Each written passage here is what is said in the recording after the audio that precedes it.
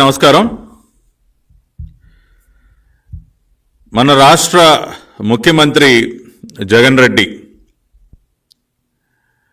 రాష్ట్రానికి పనికి వచ్చేటటువంటి ఏ కార్యక్రమం కూడా చేపట్టడం అలవాటు లేనటువంటి ఒక వ్యక్తి.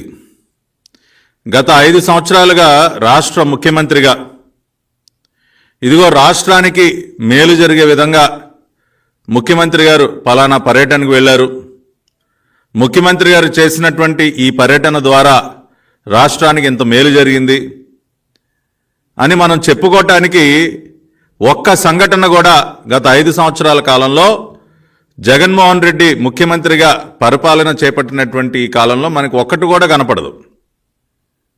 సాధారణంగా ఏ రాష్ట్ర ముఖ్యమంత్రి అయినా రకరకాల పర్యటనలు చేస్తుంటారు. విదేశీ పర్యటనలు కానివ్వండి, లేదంటే దేశీయంగా కానీ పెట్టుబడులు ఆకర్షించడం కోసం అనేక పర్యటనలు చేస్తూ ఉంటారు.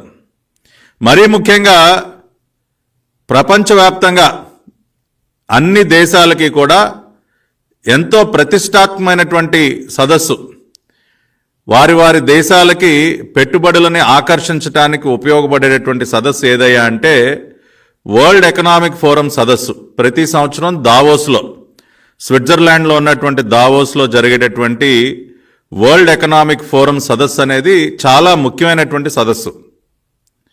ఏ దేశానికైనా లేకపోతే ఏ రాష్ట్రానికైనా కూడా ప్రతి ఒక్కరూ కూడా ఆ సదస్సులో పాల్గొని తమ దేశంలో కానీ తమ రాష్ట్రంలో కానీ ఉన్నటువంటి అవకాశాలని ప్రపంచవ్యాప్తంగా మరి అనేక కంపెనీల వారు, పెట్టుబడిదారులు ఎవరైతే ఈ సదస్సుకు వస్తారో వారికి తమ తమ దేశాలలో రాష్ట్రాల్లో ఉన్నటువంటి పెట్టుబడి అవకాశాలను వివరించి పెట్టుబడులు ఆకర్షించేటటువంటి ప్రయత్నం చేస్తూ ఉంటారు.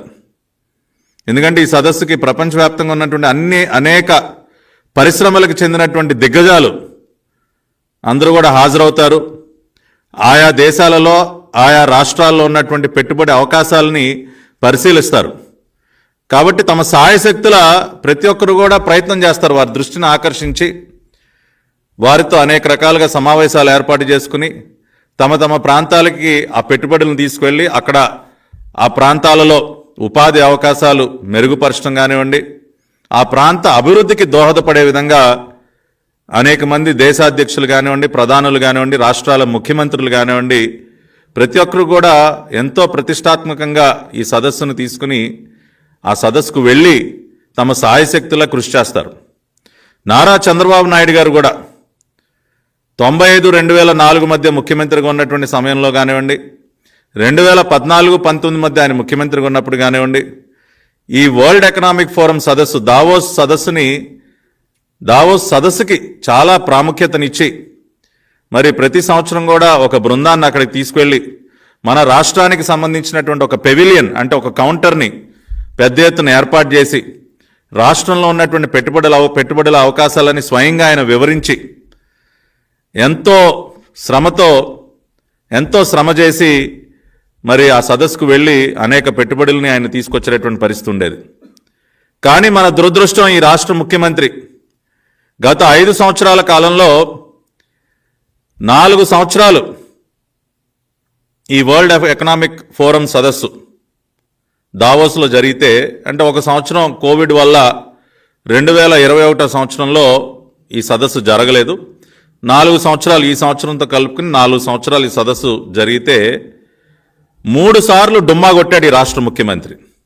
కేవలం ఒక్కసారి మాత్రమే, అది కూడా తూతూ మంత్రంగా ఒక ఫారెన్ హాలిడే లాగా ఫ్యామిలీతో సరదాగా షికార్లు కొట్టొచ్చేశాడు ఈ రాష్ట్ర ముఖ్యమంత్రి. నిజంగా ఎంత దురదృష్టం అండి! ఎంత నష్టపోయింది ఈ రాష్ట్రం. ఆ రకంగా వ్యవహరించడం వల్ల రాష్ట్రం ఎంత నష్టపోయిందో కూడా ఇవాళ నేను ఈ మీడియా సమావేశం ద్వారా వివరించదలుచుకున్నా.